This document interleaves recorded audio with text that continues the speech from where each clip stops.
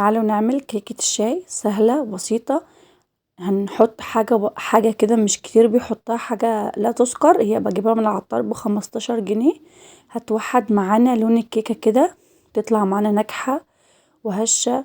دي بقى كيكة الشاي العادية خالص، دي انا ممكن اعملها يعني كل يوم في الساعة دي بجد. والشاي لازم جنبه بقى قرصة كيكة سهلة بسيطة. يلا نبتدي الفيديو مع بعض. هشة، واهم حاجة عشان الكيكة تبقى ناجحة يبقى لازم كل حاجة بدرجة حرارة الغرفة، ما تكونش في حاجة في التلاجة خالص، ولو في حاجة من التلاجة بنطلعها من قبلها.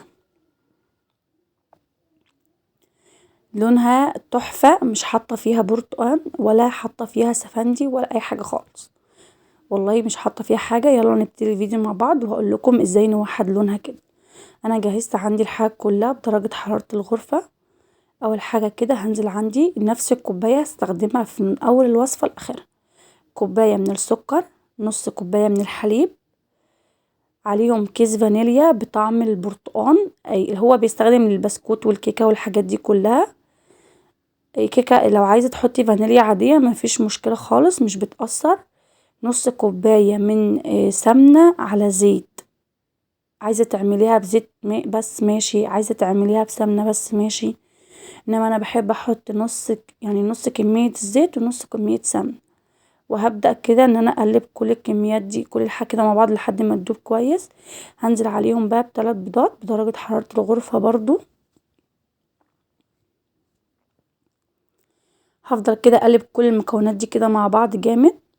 الحاجة بقى اللي هنضيفها تدينا لون موحد وسهلة وبسيطة هو لون طعام. انا جايبة دي من العطار من يومين بالظبط ب15 جنيه.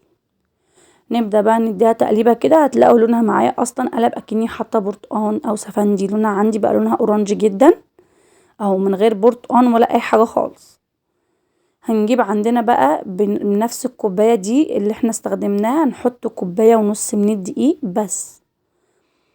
اهم حاجة يكون نوع الدقيق كويس او وننخله قبلها. انا بستخدم دقيق الحاسم ده بصراحة معايا في كل حاجة، رهيب رهيب رهيب. انا بستخدم الحاسم يا الحارس، الاتنين دول جودتهم ممتازة في كل حاجة.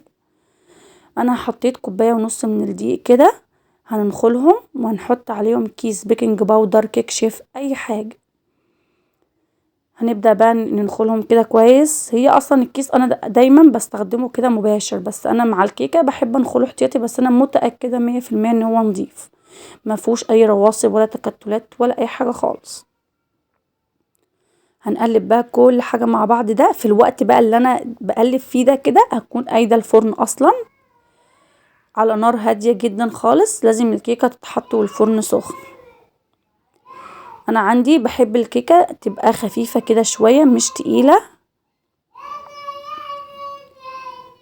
هنجيب عندي بقى صينية دهنتها زيت وغلفتها كده بالدقيق من كل الجوانب ومن كل حتة. هنزل بقى بالكيكة بتاعتنا بخليط الكيكة، وهبدأ كده ان انا اخبط صينتين 3 كده 4 5 كده على الارض او على الرخامة، عشان ايه لو في هوا في فراغات في اي حاجة تطلع منها. وهدخلها الفرن بقى ساعة الا ربع بالظبط. انا بظبط التايمر بتاع البوتاجاز ساعة الا ربع بالظبط، وبتطلع عندي اسهل كيكة تحفة وناجحة.